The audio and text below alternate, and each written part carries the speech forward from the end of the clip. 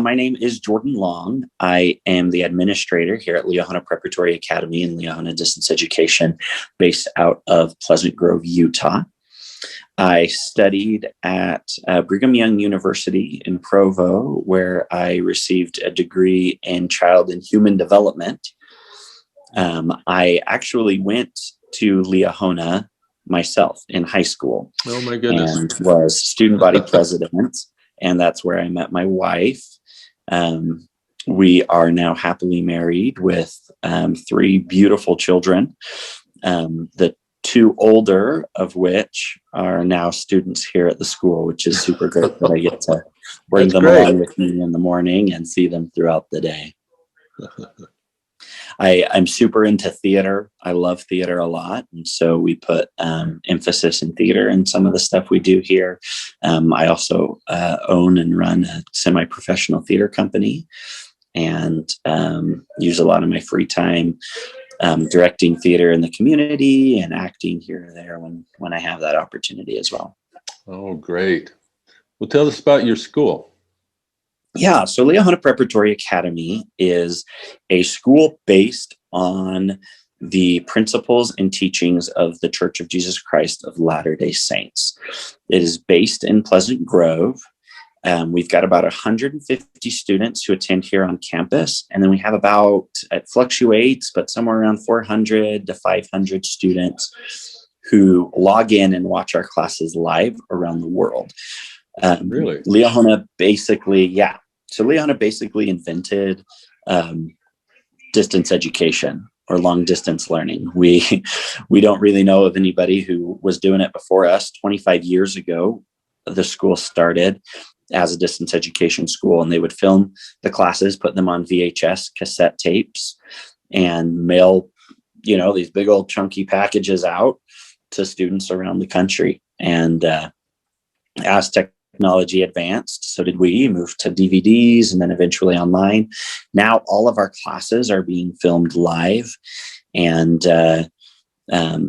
we have students in, I think I just counted yesterday for another purpose, but we have students in 30 states and 6 different countries who log in live, or they can watch the recordings later, can participate with the teachers in the classes.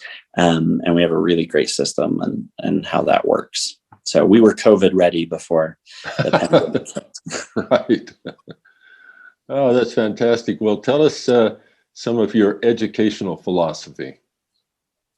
Yeah, so we believe here at Liahona, as I mentioned before, we're kind of religion based.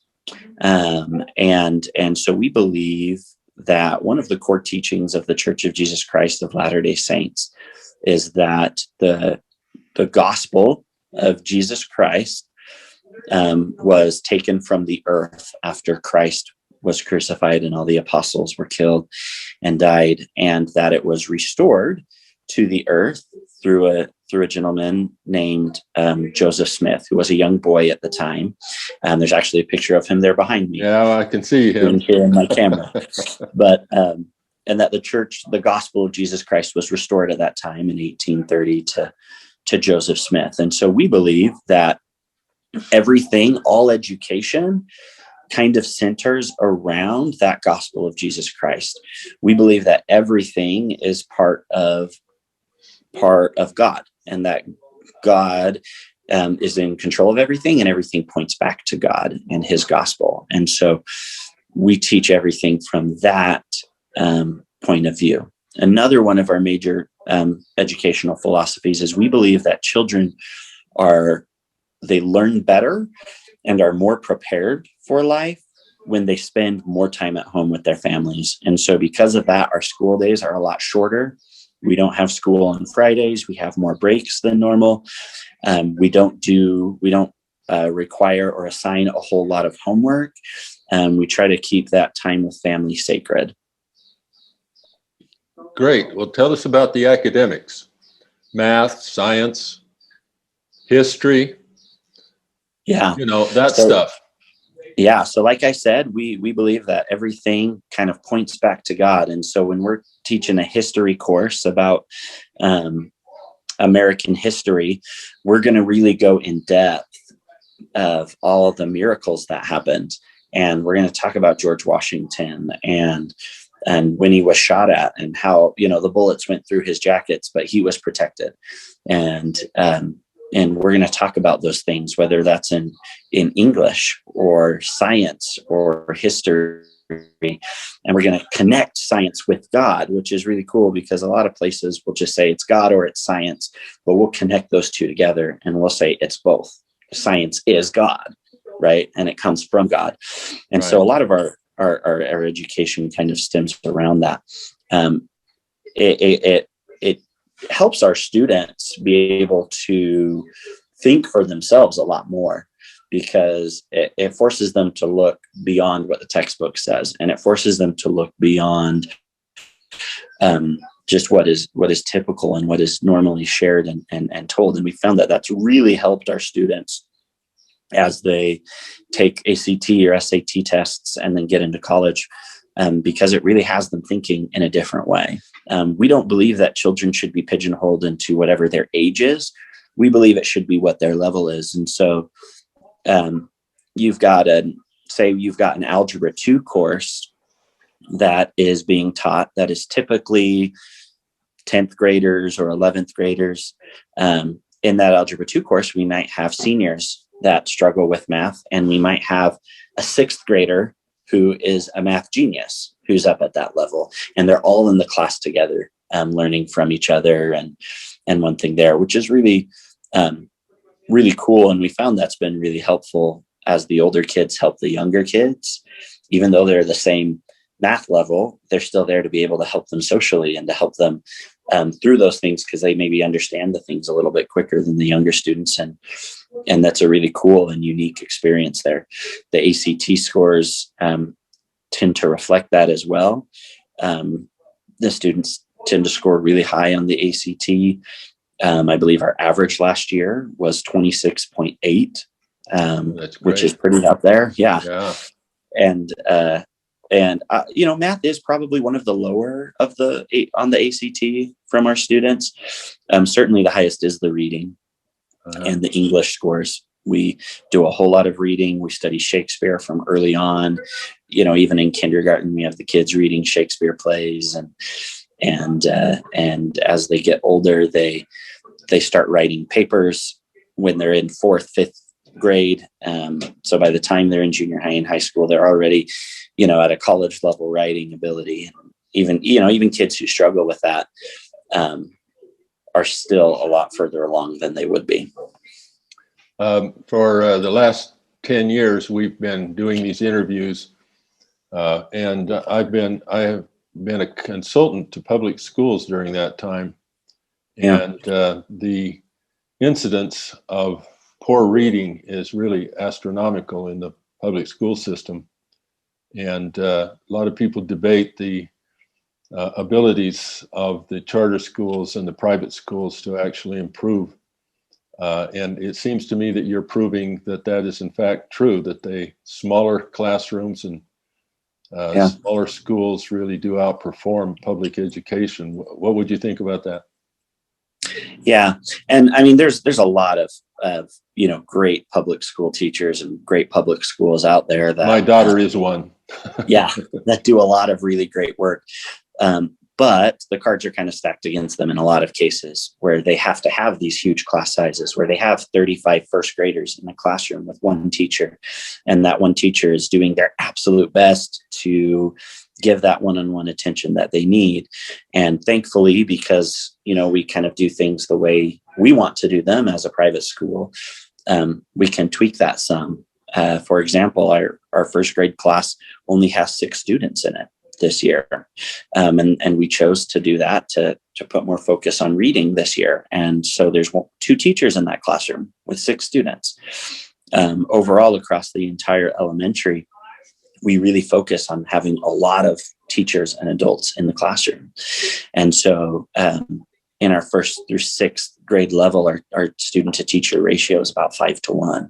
And so those students are getting a whole lot of one-on-one attention, which helps with that reading ability, because you can't just hand a kid a book and say, read. They don't do it. I've learned that with my daughter, who's in the second grade. She's 7, and if you say, here, read this, she won't, right? Or she'll just guess or whatnot. But you really got to be there, and you've got to help them learn what this sound makes and what does this word say, and walk them through it. And so when you've got more teachers to less students, it really helps that a lot. One of the issues in public education is called scalable, is whether or not it can actually be scaled to a higher population. How would you respond to that? Yeah, no, I agree that that's certainly a problem and a concern. And I feel like I saw that just recently a lot with COVID. And I don't know if I'm answering this question correctly, but when the pandemic hit, a lot of schools, all these public schools had to pivot to online learning, right? How do you pivot to online learning? And a lot of people thought it would be easy. And a lot of people thought it might be hard, but they'd figure it out. And I remember sitting there going, it took us 25 years to figure out like what good online learning is. And we reached out to a couple like local districts and the state school board to be like, hey, we've got some solutions. We'd love to like explain them to you, and they were just so busy that, we didn't really get any calls back. And then it's been hard watching, a lot of those teachers struggle with how do you scale online learning to a lot of people?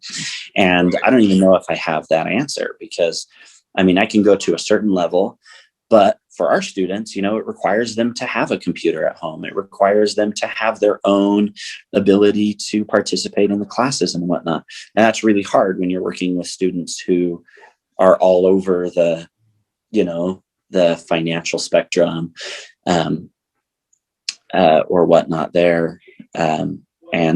And so I feel like I've seen that a lot with watching public schools trying to scale online learning in an effective way, and really struggle with that, when for us, it's just, second nature and easy because we're able to do it with the smaller numbers. So tell me about your school post-COVID. Yeah. To be honest, it's pretty much the same. Not much has changed. We asked the kids to wear masks in the classrooms.